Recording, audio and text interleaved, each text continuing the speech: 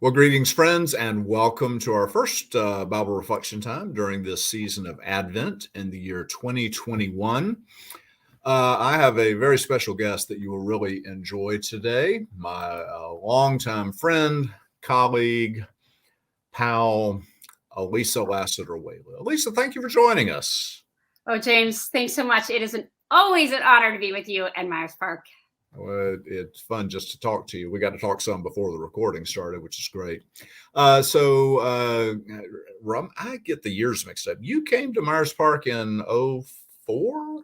Yep. And you were with us how long? Just 4 years. Just four. You did fabulous work in 4 years, and you were a Y'all great taught me a colleague. lot.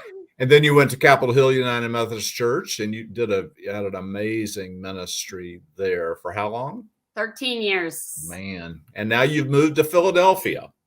City of brotherly love and sisterly, non-binary. So Chris took work there, and then your two boys. How old are they now? Anthony is 10 and Andrew is 9. I would love some time with those children. They're unfailingly cute and fun, and moves probably hard for children, but anyway, thank you for joining us today, and for your ministry and for your life and your wisdom and your friendship. I'm grateful. So we want to talk today about Mary. It's like an obvious, December kind of thing. Advent's sort of her season in a way, isn't it? And I was just in preparing for this, I flipped through some books of Western art, and Mary she looks like she's made of porcelain. Her skin is like really white, and she has not a blemish, and she looks just so sweet and not like anybody I've ever actually known. Isn't that interesting? When you think about Mary, what do you think she was like? I honestly think she was feisty. We know coming out of Nazareth, right? Tiny little town of 300. She wasn't from the big established city of 30,000, just a few miles away. So we can imagine that she wasn't porcelain or without a blemish, that she worked hard as a woman in those days. But I think for me, this is a woman that willfully, in her adolescence, chose to go against the grain. And not against the grain in something that a normal adolescent would say, hey, that sounds fun. I'll go get pregnant by the Holy Spirit. But in this huge challenge, she said yes to it. And every step along the way, God was clear this isn't going to be easy, right? And she kept saying yes. So I think there's a feistiness. And if I go on too long, you just stop me if you want to. No. I went through some of my old stuff actually over the years, and James knows this, but this is to the rest of you, Myers Park people who I think about all the time. One of the greatest gifts of ministry is you, and that we get to work with laity that are kind and thoughtful and questioning. And so one year we did a bunch of monologues, and members of my worship team wrote the monologues, and a woman named Michelle wrote this monologue for Mary for Lent, and Mary said, but each step of the way, I had to say yes. I had to say yes, because if I'd said no, it meant things would stay the way they were.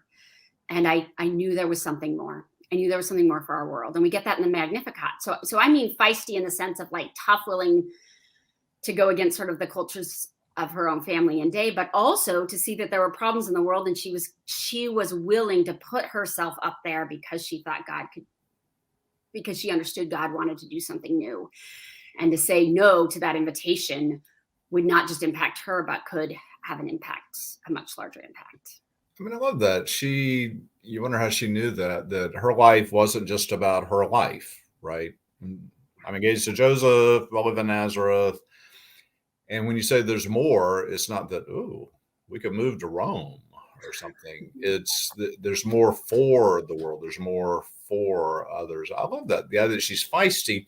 You could be feisty though and have see what you think about this. You have doubts, uncertainties. That can be part of being feisty. I think about the Amy Grant, song "Breath of Heaven," and I love the way she captured that. Someone stronger should have taken my place. And then her prayer is, help me be strong. Help me. Would you picture Mary having questions, doubts? Well, so I looked through the scriptures and hold on, I want to get them right. But it literally says what's the exact wording when the angel comes to her? She was greatly troubled, is one translation. Mary was greatly troubled at his words, right? Oh. That is, I didn't go back to the Greek. You can do that for us. But absolutely. I'm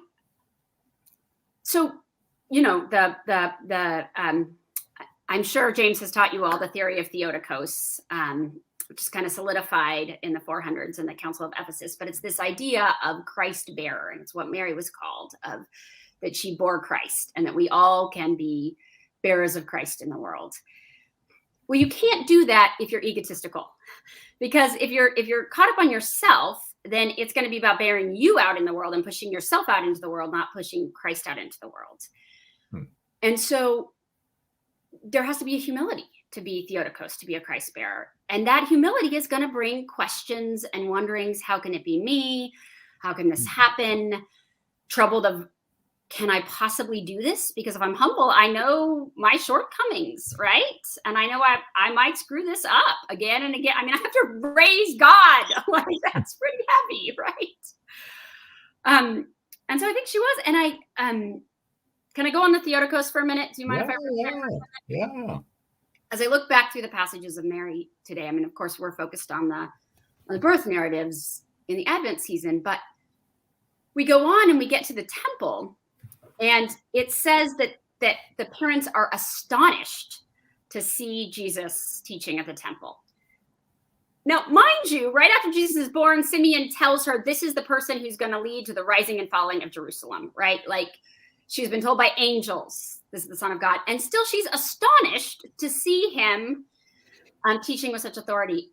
And I say that because I think our own humanity means that we sometimes forget. We forget what we're called to do in bearing Christ. And we get back into our normal life if I'm just mothering this 12-year-old or 13-year-old, right? And forget that we're, and so she's astonished. And then I imagine as she walked home, and Jesus is so great in that scene, just like, why are you surprised? Like, come on, woman, people have told you this, right? But I imagine that walking back on that long trek home, she probably started pondering and said, yeah, I shouldn't be astonished. God has given me this word, and yet I'm human and I forget it. And so I just have to keep coming back and letting Christ speak to me about my role of helping Christ come into the world. And then, and now I'm one more and I'm done, okay? No. I'm excited about all this. So then the next scene we really see her is at the wedding of Cana, right? And this time she doesn't forget who he is, right? I love the scene because here's this couple, they don't have any more wine, and you and I have been with a lot of couples who spend a lot of time planning their wedding and then something goes wrong, right? And I'm afraid that's all they're going to remember. It's not this huge needed miracle. But Mary knows that Christ can bring grace, that's what Christ can do, that Christ can meet people in their worry and their struggle in that moment. And I once heard Karen Olivito, Bishop Olivito, preach that Jesus outed Mary that day, which I really love. Like, she said, he's got this ability, he's got it. And he said, it's not my time. And she said, do what he tells you, ignore him, he's going to do this, right? Because at that point, she remembered, my job is to bear Christ, is to help Christ become who he can be in this world. And that's what all of us are to do, are to help people. She had Jesus, but we help each other. The way we're Christ bearers is we say, you have gifts for this moment. You have gifts for this moment, and you need to do this. Step into this moment. And I think that's ways we can be Theotokos, is outing people with their gifts and their abilities in ways that they might be afraid to step in and try to be grace in the world. Does that make sense? Yeah, I mean, I love the medieval theologians love to say we're all called to be mothers of God, right? So it's like Mary seems to have this peculiar role, but what she was asked to do is let God take on flesh in you and through you. And she said, Yes, let it be, right? And that's really what God asks of all of us. I love what you said about, forgetting about the what can happen, the power of God. You have that kind of more modern Christmas song, Mary, did you know? Like, yeah, she could have known, but did she know? Like, we never know. We sort of forget what that can be. What strikes me in the text over and over is that it says Mary kept these things and treasured them in her heart. Mary was a ponderer. The Greek words there mean that like she was quiet and she turned it over and over and over in her mind and her heart. Like, I love that. She's a quiet. Oh, you wonder, how did she hear the angel in the first place? I did a Bible study at my first church, and I was covering this the first Christmas. I was nervous, and I said, Mary heard this angel. I said, have you ever heard an angel? And everyone's like, no. And this young woman in the room turned to the guy who'd said, no, I've never heard an angel. And she said, that's because you're so loud all the time. It was a hilarious moment. And I thought, oh, there you go, right? Why don't we hear God? Can we be quiet? The other cool thing is, you mentioned traveling down the road. Mary, pregnant, makes a long journey to visit her kinswoman Elizabeth. Right? It's like 100 miles, and we picture riding on a donkey. Actually, in those days, donkeys carried your stuff. You walked. 100-mile walk for a pregnant woman. But she went to see Elizabeth. And what is that about? Like, she needed somebody else. Our friend Jeremy Troxler wrote a little article where he said Elizabeth was a mentor to Mary. So we need other people to be mothers of God, right? To live into this calling. Talk about that. Well, first, I think we do not know how Mary's family responded, right? So she may have made that trek out of desperation, that she didn't have a place to stay, that she wasn't welcomed, right? I mean, we don't know. And so I'm pregnant by the Holy Spirit. Even the people that love you most will go, yeah, you did wrong, honey. Anyway. Yeah, no, I can hear me saying to my son, just tell the truth, just tell the truth, right? But so it's possible, if she was running, if she just needed a place to go, that first of all, who Elizabeth was she was stepping out in all the family drama and saying, I will take you in, honey. It's okay.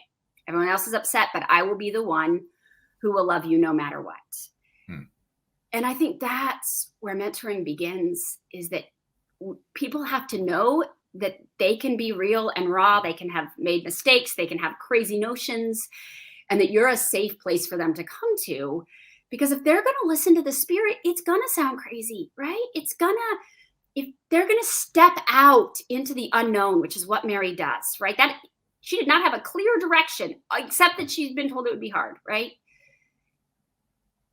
You need that safe space. And so I think part of mentoring is really saying, I'm here for you to come to.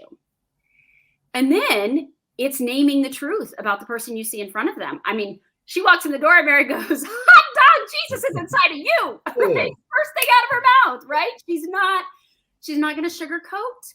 This is real, Mary. You are in this, and you need to face it, and I need to face it, and I'm going to help you do it, right? And so it's safe space to not get it right or not be perfect, and then it's honesty about what you're called to do and walking with people into that unknown, I think. At least that I didn't read Jeremy's article, although anything Jeremy writes is great. So yeah, it was a beautiful thing. I mean, there's something mentor sounds like somebody's got all the answers and they download that into someone else, but that's not actually good mentoring. Good mentoring is listening. It's seeing something in you that maybe others don't see. Maybe the person you're talking to doesn't see. I hope I can tell this story, and it's okay. When you came to work with us, you were in charge of local missions and young adults, and you were doing great at that. And then we were talking about just kind of our pastoral coverage. We were talking about hospital visitation. I recall you saying, I'm not sure I'd be very good at hospital visiting. And we said, well, we're going to put you in the rotation and try it and see. So a couple of months later, I go to the hospital one day. You'd been there the day before. And the woman in the bed said, could you send the woman that was here yesterday back to me? I was like, ugh. Anyway, something about naming gifts in other people. That's kind of thing the church ought to do, right? Like, what do we talk about at church? We talk about, oh, you didn't enjoy the ball game last night, which is fine, of course. But can we in church say, I think you've got some gift here. I think there's something different that God might be inviting you into, right? So two thoughts on that. One is, you did that with me early on in the local missions and sending me out to these organizations that I thought I know nothing about, and yet was able to listen and find ways we could partner, right? But I was anxious because I was so green, right? But you sent me out and then you let me come back and hyperventilate that I didn't have the answers, and we worked through it, right? The other thing I will say is that when I left this church of 13 years, when I arrived at the church, they have a tradition of when someone rotates off their 3 years on finance or however long they're going to be the worship chair, at the last meeting, we sit around and everyone in the, and they have to be quiet and listen, and everyone in the room says the gifts they see in that person and hopes they have of ways they may serve in the future after they take some Sabbath rest, right? And it is profound. It's profound both in people get excited about being able to name people's gifts. I always give them time to think about it and pray about it ahead of time. But they love thinking what's inside that person that I haven't noticed because we just talk about Little League, right? Like what have I really seen? What has God revealed to me that I could then show up to them? So my last few months at the church, every single committee, every group, from our unhoused neighbor ministry to our custodial staff, you name it, sat down with me and reflected back to me my gifts. It was profound. I'm in a stage where I'm discerning what's next in my life. And I've got all these notes I took from that. And what I want to say to people is do this for one another. Do this in formal settings. Don't let a Bible study, a disciple or whatever end without doing that with one each other. Don't let a committee, a Thanksgiving dinner. God is giving you eyes to see. And often we don't see it ourselves. Mary would not have done this if the angel hadn't come and said it, right? And then I wonder if maybe she got sent to Elizabeth because she was having doubts and Elizabeth affirmed it, right? And so I just can't say enough about how each of us are called. And this is how we bear Christ. Christ sees all of us and our gifts. And so if we're going to bear Christ in the world, we're going to look at other people and see it and name it. And you're not imposing on someone by saying, you really could do that. You're actually blessing them. Yeah. It's like we're just coming out of this capital campaign. And I remember when I first tried to raise money to build a church way back, I thought, God, that would be just awful to ask someone to give their money. That would just be so awkward. It's not awkward at all. People want to do something that matters with whatever it is that they have, right? And so how do we do that for each other? And it just reminds me how sometimes we get confused about what the Christian life is about and what church is about. Sometimes we think it's about being good, and we should be good, right? We should tell the truth, right? That was good. But then I love Bonhoeffer somewhere says that sometimes our goodness gets in the way of doing God's will. God doesn't ask us to keep our hands clean, but to get our hands dirty doing God's work. That's just a brilliant thought. The other thing is people come to church for comfort, and I get that because we need it desperately. But then also church though is about like, who are you and what has God placed in you and who can you be in the world for others? That's amazing. Let me ask you about that. Here's a weird Can I thing. actually speak to that really quick? Do you mind? Please. So I know I've heard Nadia Bolz-Weber say it, but I've read it several different places of what if Mary wasn't God's first choice? What if the angel showed up in other places and they said, no, that's not comfortable. That's scary. I'm not ready.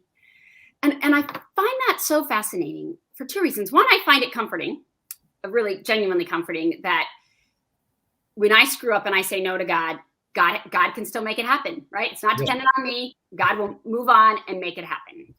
Not as an excuse sort of way, but that's just comforting. I don't have to live in regret of what I failed to hear or failed to follow. But the other is a challenge, is that, Mary's life, getting to see Jesus, getting to walk, getting to support him. we see her, our last vision of her, right? Our last telling of her is at Acts when they're choosing Bartimaeus, and she's praying for them in that choice. She's there at the start of the early church.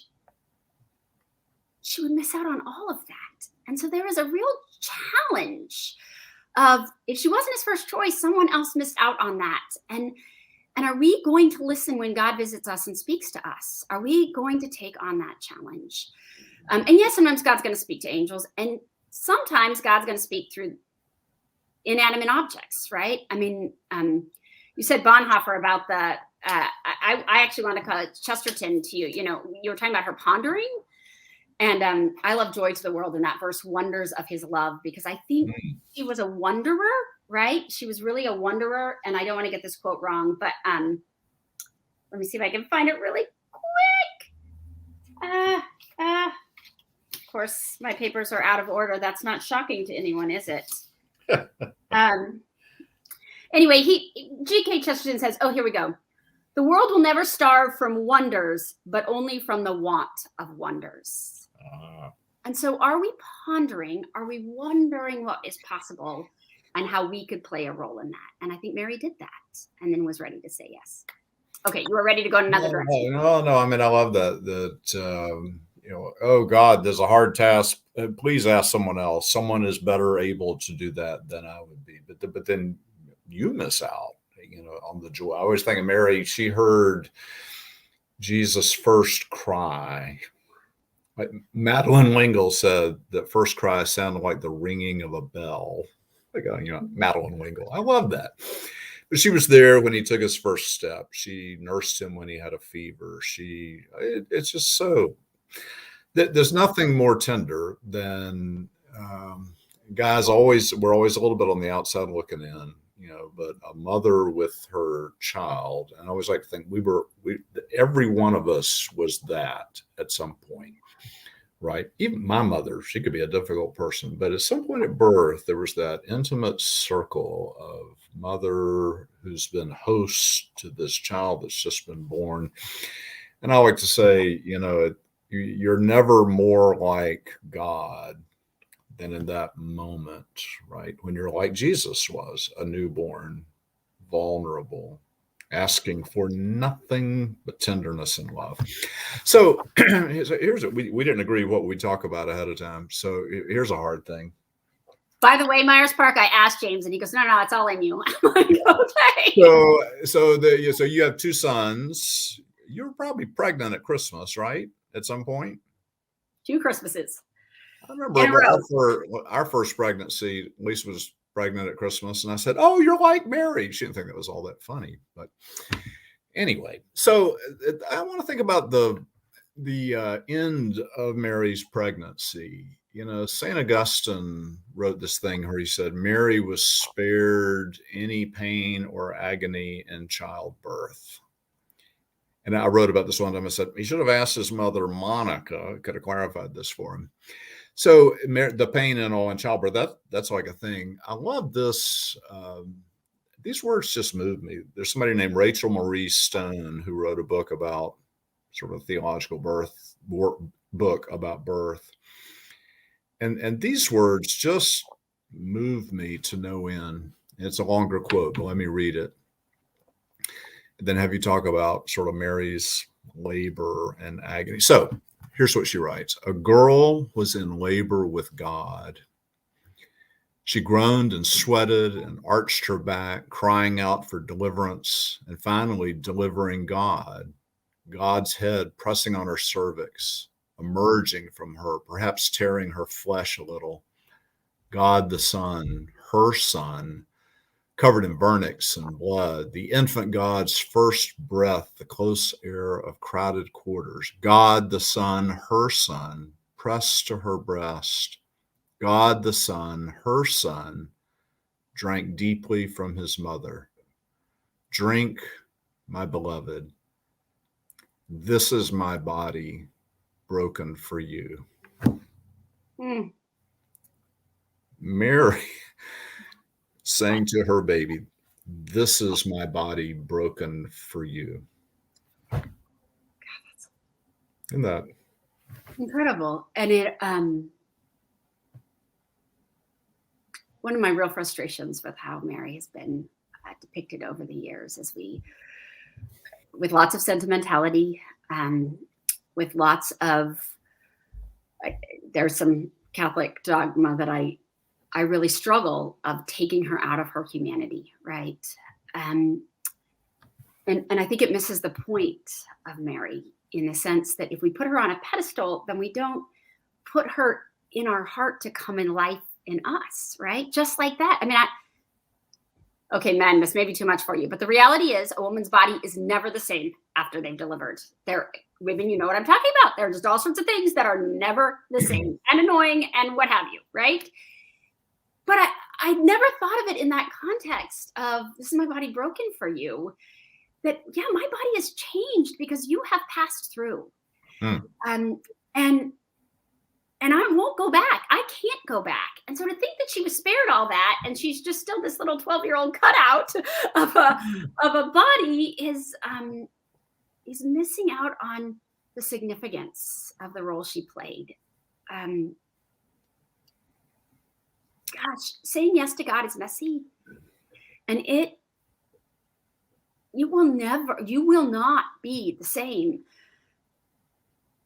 if you say yes. And you will be broken. James and I had a conversation a while back. You could see on Facebook, I was really heartbroken over one of our parishioners who had passed. She'd just been a person who taught me so much about being full of grace. And he called, and I hope do you mind me sharing this? No. You said that you had come to learn in ministry that the grief is actually cumulative. I think that I may have said that wrong, but it is, because one lost, you remember another person who had so formed you. You don't stop carrying that weight of grief. But they speak to each other and they form each other. And the weight you carry brings you to a level where you can speak to those who are grieving in the moment. You can be the person they invite you into the room in their darkest hour. And I don't want to be unmarked by that pain, because if I'm unmarked by that pain, I am not formed or refined to fit into where you are in your pain. I don't know if that's all where you're going, but I don't want Mary to be unbroken. I love it. Sure. Yeah. Broken for you. We so want, when I was on sabbatical a few years back, and Noah and I had a day, we went on a hike. It was a brutally hard hike. And then it started sleeting. And we were really thinking, like, will we get off this mountain alive? Right. It was that kind of thing, right? And just brutal. It had scrapes and cuts. It was terrible. We got to dinner that night, and we looked at each other and said, that was the best day ever, right? So we tend to think, I want to be comfortable. I don't want things to be hard. But then when things are hard and are painful, later you say, wow, if I ask people, name a really meaningful moment in your life, they never say, oh, I was having a mint julep with my feet up. That was great. No, it's always something that was hard. Even something like being with someone when they die, people will say, oh, it was horrible and it was beautiful, right? It's always that way. Mary, kind of the last thing, I think about her whole life. James, can I speak to that just really quick before we go? Please, yeah. So you had asked me maybe a month ago to do this, so I've been thinking about Mary. And I want to recommend to people, if you all are struggling with your daily devotionals, there's a podcast called Pray As You Go, 10 minutes a day.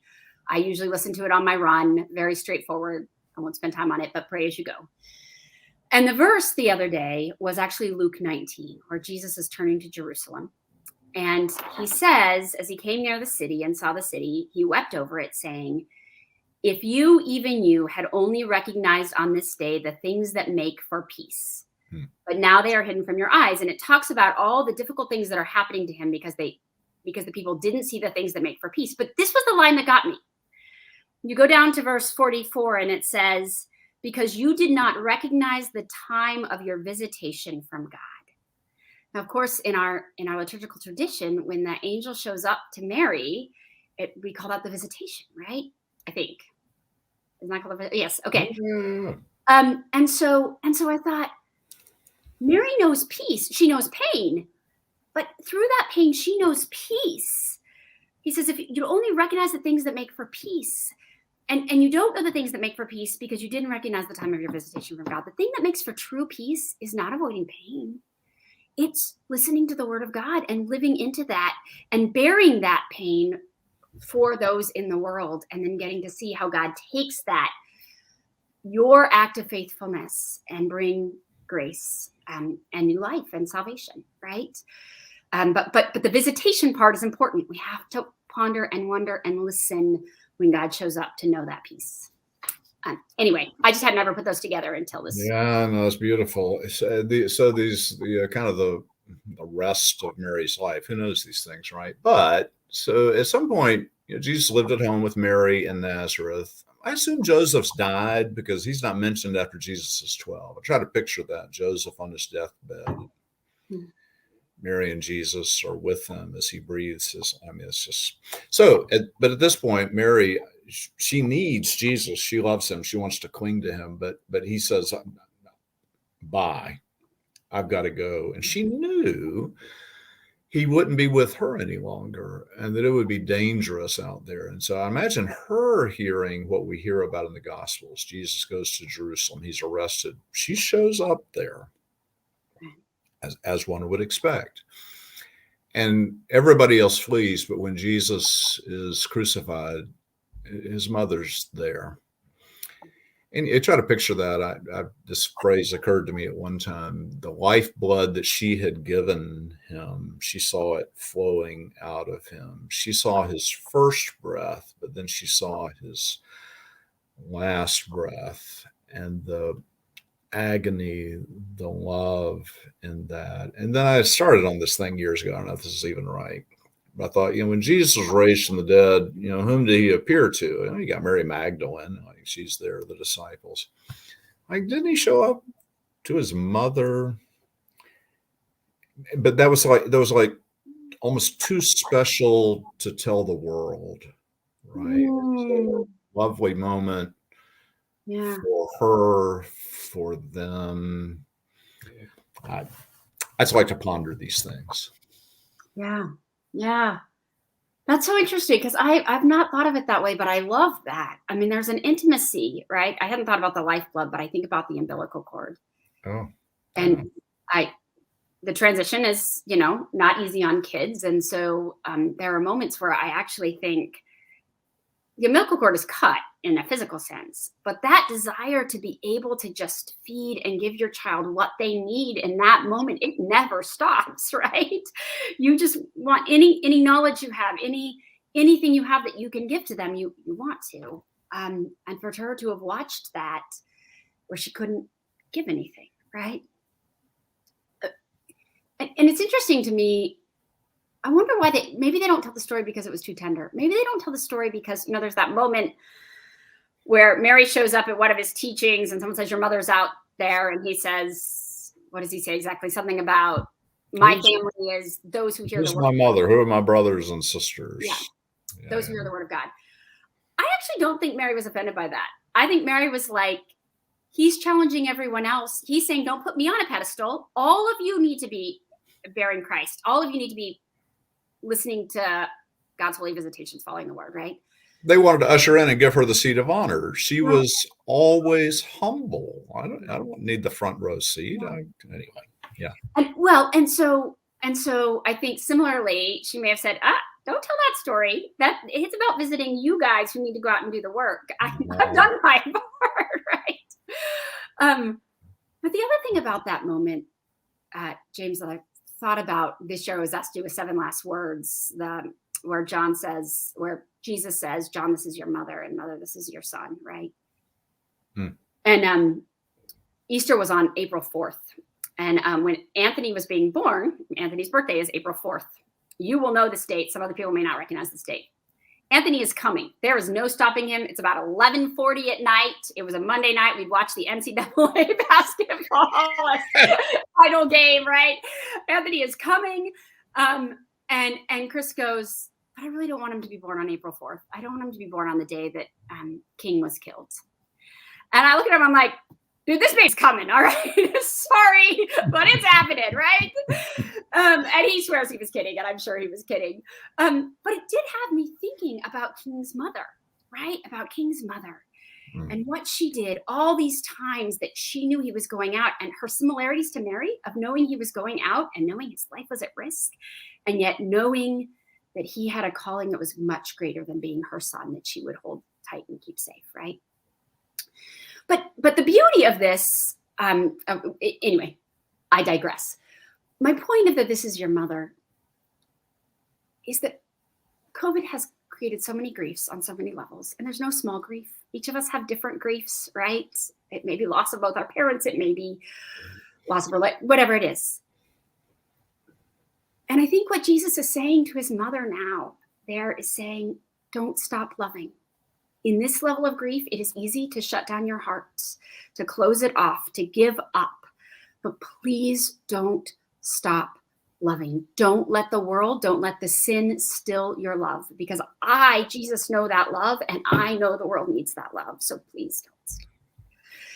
And I think what a gift that Jesus is probably saying that to all of us at whatever Golgothas we find ourselves in, right? Keep loving. Don't let the injustices of the world steal your love. Well, and I just want to touch back to, said she's at the foot of the cross and she felt helpless to do anything. She did the only thing that matters in any moment, much less such a moment, is she was there. She was with him. We always want to fix something. We always want to do something. We always want to whatever. But Sam Wells said the most important theological word in the Bible is with. Like, I love that. God is with us, doesn't insulate us from danger. God is with us. Mary was with Jesus in his birth, in his death. I just love that. Alisa, this has been a just wise, thoughtful, I knew it would be, conversation. So thank you so much for joining us. I hope Advent turns out to be a blessed time for you and your family. Well, And for you and your life, you're a real blessing to us. Even after all these years of being gone, we're grateful that you're with us. I'm grateful for your friendship. I'm so grateful for you, James, for seeing something in me when others did not, and mentoring in the way that you've talked and listening over the years. I also just want to say, Myers Park, you all have been Christ bearers to me in countless ways over the years. So thank you. And Advent blessings to you. Go and be merry in ways you can't imagine or can't see forward. But God